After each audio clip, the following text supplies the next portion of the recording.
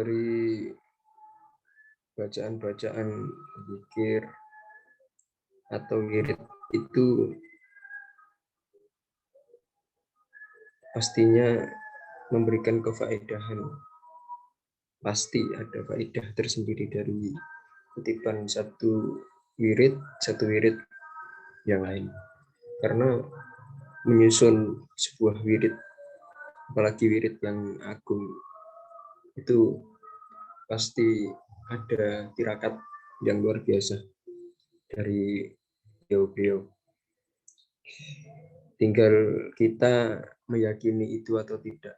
Dalam artian kalau iman Islam yakin dan meyakini kalau beliau-beliau itu juga orang-orang soleh, mengikuti jalan-jalannya beliau, kita termasuk juga ikut pada jalannya itu. Tanda seorang itu nyemplung di jalannya seorang guru, itu nyemplung ni awake dhewe nang oleh dalan guru. Kalau bahasa santri itu bisa dikatakan apa nih? Derek. Nyemplung dalane nang oleh dalan guru.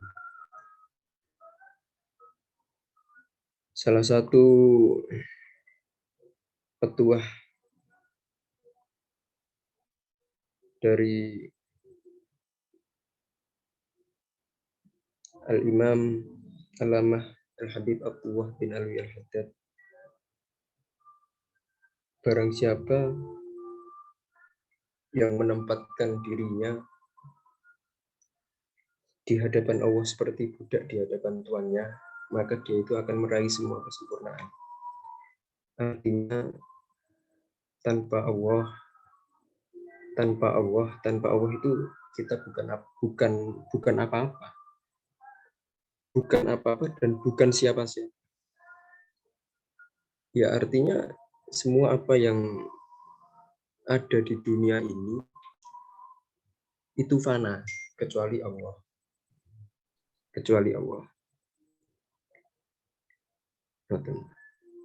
Jadi hal-hal kecil yang ada itu harus yang hal-hal kecil yang ada itu harus selalu yang tampak ataupun tidak tampak itu harus selalu kita muliakan. Orang-orang di sekitar kita itu kita tidak tahu itu orang soleh atau tidak di hadapan Allah itu bagaimana, itu kita tidak tahu. Justru orang-orang yang menyembunyikan dirinya tidak tampak di hadapan manusia tapi luhur di mata Allah itu banyak sekali. Makanya di hadapan semua orang, di hadapan siapapun itu kita harus menghormati, menghargai, dan selalu menyayangi. Artinya semua itu adalah umatnya Rasulullah Muhammad SAW. Itu adalah sekelumit dawuh dari seorang mu'alif zikir yang kita baca ini, Al-Imam Al-Haddad. Tenawan. Kurang lebihnya mohon maaf.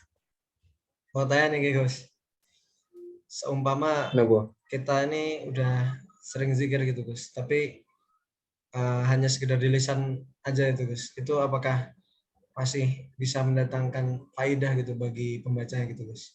Jadi belum bisa menghadirkan hati misalnya. Masih mendatangkan faedah. Zikir di lisan aja itu masih mendatangkan faedah. Zikir di dalam lisan aja itu masih tetap mendatangkan faedah. Artinya seperti yang ada di Quran surat Ali Imran, itu kan udah dijelaskan di situ. Alladzina yang duru bawahu qiyaman wa qu'udan wa ala junubihim. Orang-orang yang mengingat Allah sambil berdiri ataupun duduk atau dalam keadaan berbaring. Nah, lumrahnya yang dinamakan zikir itu kan bacaan ibadah yang tentunya diucapkan dan bisa didengar. Tetapi tak jarang juga zikir itu biasanya dilakukan dalam hati ataupun dipraktekkan dalam lisan. Kula pernah mireng dawuhipun Imam At-Tabari kalau nggak salah. Itu kalau dinukil dari Ibnu Battal, itu menjelaskan beliau Apabila dikatakan dzikir yang manakah yang lebih besar pahalanya? Apakah yang ada di hati saja ataukah yang dengan lisan? Dijawab pada waktu itu ulama salaf berbeda tentang hal itu. Diriwayatkan dari Aisyah bahwa aku berzikir kepada Allah dalam hati lebih aku sukai daripada aku berzikir dengan lisan 70 kali. Yang lain juga ada yang berkata, zikir dengan lisan kepada Allah adalah lebih utama. Itu diriwayatkan dari Ibu Ubaibah bin Abdullah bin Mas'ud. Selama hati seorang berzikir kepada Allah, maka ia berada dalam doa meskipun ia di pasar. Apabila lisan dan kedua bibirnya bergerak mengucapkan, maka itu lebih besar pahala. Artinya, walaupun di hati aja ataupun di lisannya aja, hatinya tak ikut berzikir, itu sama-sama faedahnya di situ. Jadi kedua pendapat itu Imam Tobari mengompromikan kedua pendapat itu dengan merinci. Biasanya kan potensi keinginan untuk orang riya itu kan ada ya, maksudnya dalam arti zikir secara keras ataupun apa. Jadi faedah kedua-duanya itu ada faedahnya, sama-sama ada faedahnya. Zikir yang ada di dalam hatinya aja itu ada. Zikir yang langsung dalam lisan itu juga ada. Artinya ketika lisan kita berzikir, itu lama-kelamaan hati kita juga ikut berzikir. Apa yang ada di dalam lisan kita, yang terucap di lisan kita, itu sama aja apa yang ada di hati kita. Makanya orang-orang itu kalau bahasanya, omongannya jelek itu biasanya hatinya juga jelek, biasanya. Soalnya omongan seseorang, lisan seseorang itu tergantung dalam hatinya. Makanya dengan berzikir itu, caranya dengan berzikir itu kita membersihkan hati kita.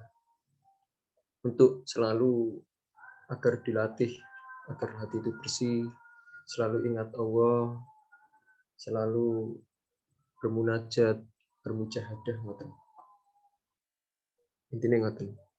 Ngapunten nih jawabane kurang memuaskan. Siap, siap, ini sudah Cuma mencerahkan. hanya cuma hanya cuma hanya apa yang saya ketahui. Ini udah Yang nggak saya ketahui nggak bakal saya jawab.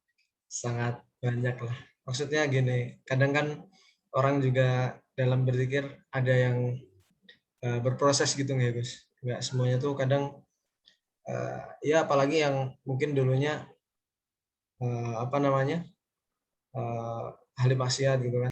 Nah, ini kan harus banyak-banyak dilatih gitu. Apa namanya dalam membersihkan hati ya. Ngoten Gus. Semoga bisa menjadi Orang itu pencerahan. kalau maksiat itu wajar. Tapi kalau sering maksiat itu yang kurang ajar. Kalau maksiat ya namanya manusia Gus ya. Iya, kita itu nggak bisa apa ya, nggak bisa terlepas dari yang namanya dosa. Soalnya saya itu pernah mireng ke dawuh ya. Kalau nggak salah itu dari seorang ulama sufi pada waktu itu Imam Abu Hasan Asyadzili.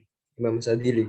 Itu kalau nggak salah dawuhnya Syekh Abu Hasan Asyadzili itu manusia itu adalah tempatnya dosa. Tidak bisa seseorang itu tidak melakukan dosa sama sekali. Lalu hendaknya bagaimana? Apa yang kita lakukan terhadap dosa-dosa itu? Ya jalan hidup aja seperti biasa, tetap bertemu dengan bergaul dengan manusia dan selalu memohon ampun kepada Allah atas dosa yang dilakukan. Mendengar sebuah kalam itu ada lafaz al-insani mufi. Itu terdapat tasdid di situ. Kalau dalam pentafsiran sendiri mengartikan kalau di dalam sigot mubalaghah itu di dalamnya itu artinya manusia itu memang benar-benar tempat salah yang mustahil untuk tidak berbuat dosa sama sekali. Makanya ketika kita berzikir, ketika kita menghadap Allah itu senantiasa rasa kita itu dengan rasa apes tanpa ini semua, tanpa kita itu diberikan Allah pikiran untuk hati untuk berzikir, untuk sholat, membaca Al-Quran, itu rasa-rasanya itu kita tidak menjadi apa-apa. Dan itu pun yang menggerakkan kita untuk semua itu ya juga Allah. Untuk bermunajat kepadanya yang menggerakkan itu semua juga Allah. Ya, kalau diberikan hati seperti itu, pikiran seperti itu ya harus bersyukur, harus bersyukur. Makanya tadi kan juga waktu Imam Al-Haddad tadi kan juga didahulukan kan apa kalau berzikir, kalau beribadah itu kayak kita itu merasa tanpa Allah itu ini semua itu tidak ada, fana. Kita bisa mikir untuk belajar, kita bisa mikir untuk mau berzikir, itu semua yang menggerakkan pikiran semua kan Allah. Jadi kan kembali ke Allah seperti itu. Itu kalau dalam ilmunya Imam Al-Haddad seperti itu. Sama yang didahulukan sama Abu Hasan Asy'ari seperti itu. Cuma sing aku ketahui kita sharing-sharing bareng. Enggak mengajari dan tidak ingin mengajari, tapi hanya ingin memberikan apa yang aku ketahui. Terima kasih.